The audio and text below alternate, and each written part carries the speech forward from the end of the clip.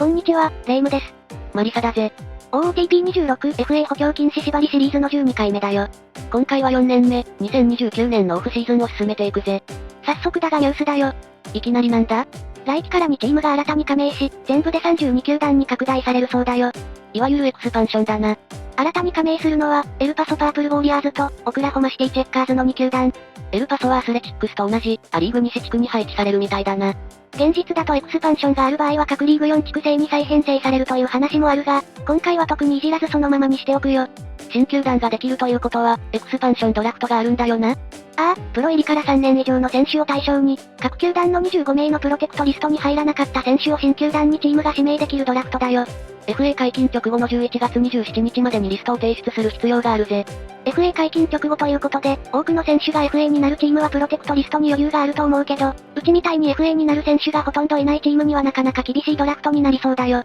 FA になる選手が多ければそもそもリストに入れる選手の候補が少なくなって、多くの選手を守れるし、エクスパンションドラフトが終わってから FA 市場で来季の戦力を補強できるからな。誰をプロテクトするかはまた後で考えるけど、何人か取られそうな気はするな。ということでまずは、2029年シーズン終了時点のプロスペクトランキングを確認しよう。今回はトップ109人がランクインと、プロスペクトの層はまた厚くなってきているな。球団内トップのプロスペクトのアルバレスは、MLB 全体9位の評価となっているよ。マイナーシステムランキングでは MLB 全体で4位。トップ100位内の人数は多いけど、アルバレス以外は全員40位以下の評価だから、まあこんな感じかな。1位は相変わらずナショナルズだぜ。そろそろ何人かデビューし始める頃かな。じゃあ、いつも通り契約の整理からオフシーズンの作業を始めていくよ。年俸調停権を持つ選手のうち、リリーフ投手のクローニン、金、ホッチ、ホッピの4人をノンテンダーで放出することにしたよ。4人ともオーバーオール45前後のリリーバーで、代わりを補充できるという判断だな。なお、40人枠の選手で今年 FA になる選手はいないよ。また、年俸調停権を持たない選手からはクロフェンスティンを DFA にしたよ。これで40人枠の空きは9枠になる計算だな。他球団から DFA された選手は、特に補強になりそうな選手はいなかったよ。ここからリリーフ陣の補強ができればよかったんだけどな。そしてプレイヤーデベロップメントラボはこんな感じで設定をして、FA 解禁日まで日程を進めたよ。例年通りマイナー契約で取れそうな選手にオファーをして、エクスパンションドラフトのプロテクトリストを作っていくよ。ということで、最終的にはこんな感じのリストになったよ。意外と、守りたい選手は結構守れた感じじゃないか？そうだな、まあフェルナンデスやアーノルドなんかもできればプロテクトしたかったが、近年の伸び悩みなんかも考慮して泣く泣く外したよ。ということで、翌日に開催されたエクスパンションドラフトの結果がこちら。アスレチックスからは、リリーフ投手のクノールと、40人枠外の星ホワイトの2人が指名されたぜ。思ったより少なかったよ。クノールは今季の開幕直前にウェーバーから獲得した投手。今季は60試合に登板して防御率 3.64、防 0.8。10敗は喫しているものの、リリーフ陣の一角としていい働きをしてくれたよ。では再び日程を進めて、ウィンターミーティングへ。ドラフトロッタリーの抽選結果はこんな感じ。アスレチックスの最初の指名権は全体25位。新球団のエルパソが全体1位指名権を獲得したぜ。他には抽選順15位のパドレスが全体5位、10位のヤンキースが6位指名権を獲得しているよ。同じ新球団のオクラホマシティの指名権が全体7位までスリップしたのはかわいそうだったな。ロッタリーの抽選結果に関わらず、新球団は1位、2位で指名できるようにしたらいいと思うが、現状そのように設定する方法は見つけられなかったよ。それじゃあトレードの交渉へ。放出候補は誰になるんだ？2年連続でポストシーズンに進出できている今の状況から、積極的に主力を放出するつもりはないけど、やはり残り保有期間が2年のマイヤーズ、シンプソンらの売り時は考えないといけないと思っているよ。いい対価が得られるなら放出も視野に入れるが、安い対価で出すつもりはないということだな。そんな感じだよ。あとは残り3年の選手もちらほら出てきているから、可能性を限定せずに、いろんな選手のトレードを模索するつもりだよ。それじゃあウィンターミーティング終了までスキップするぜ。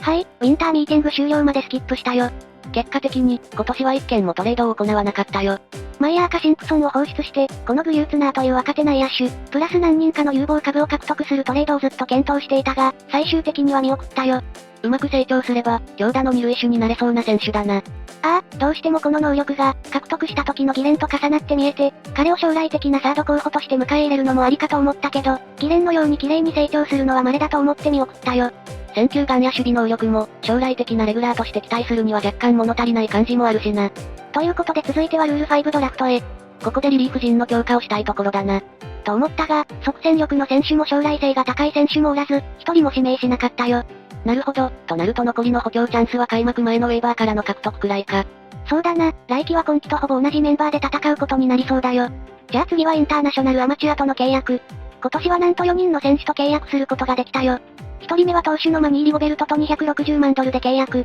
打たせて取るタイプの先発投手だぜ。インターナショナルアマチュア産の選手はポテンシャル評価通り育たないことが多いとはいえ、エースになれるポテンシャルを秘めた投手を獲得できたよ。2人目も投手のエリアス・サラゴサと255万ドルで契約。こちらもエースポテンシャルを持った投手だぜ。怪我しにくさがデュラブルなのもいい点で、もしエース級の投手に成長してくれれば迷わず契約延長をオファーしたいところだな。3人目は保守のフランク・レイエスと55万ドルで契約。彼はトレーニングに招待していなかった選手なのでスカウト精度は低いが、長打力があって、守備能力もそこそこ高いキャッチャーだぜ。そして4人目もキャッチャーのオーランド・メディーナと50万ドルで契約。彼も先ほどのレイエスと同じ打撃型のキャッチャーだぜ。レイエスより全体的に若干打撃の評価が高い感じかな。それじゃあ開幕日まで一気に日程を進めるよ。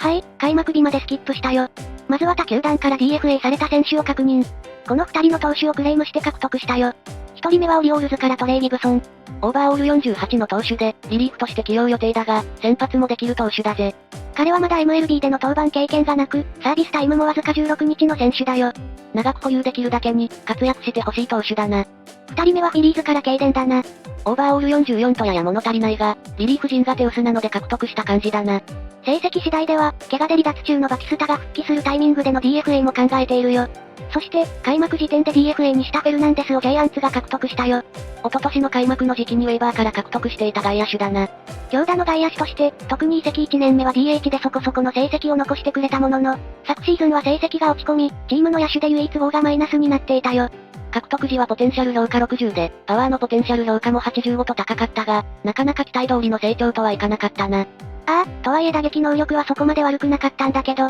選球眼が悪い分、OPS や WRC プラスの数字が上がってこなかった部分もあったかな。ということで開幕時点のロースターはこちら。ほとんどが去年と同じメンバーになっているぜ。投手陣はこんな感じ。ウェーバーから獲得した2人は開幕後数日経ってからの合流となるため、一時的にペティ、ピーターソンをロースターに含めているぜ。昨シーズンは先発陣の頑張りのおかげで地区優勝を果たすことができたけど、今季も同じような成績を残せるかが注目だよ。バイズ、マカルー、マイヤーズ、スミス、メナのローテーションは、数年前までのオンボロ投手陣を考えるとかなり安心して見ていられるメンツが揃ったな。あとは2年目のクローザー、シンプソンにも注目しているよ。能力の評価も徐々に上がってきており、オーバーオールが62まで上昇しているよ。今季から12年契約がスタートするけど、12年間クローザーとして活躍し続けてほしいところだよ。続いては野手陣。こちらは去年とほとんど同じメンバーだな。今年も打線の中心はカーツ。去年は後半戦や成績を落として5 7.5だったけど、年間通して活躍して、MVP を取ってほしいところだな。あとはどこかのタイミングでアルバレスを昇格させて、レフトで起用したいと考えているよ。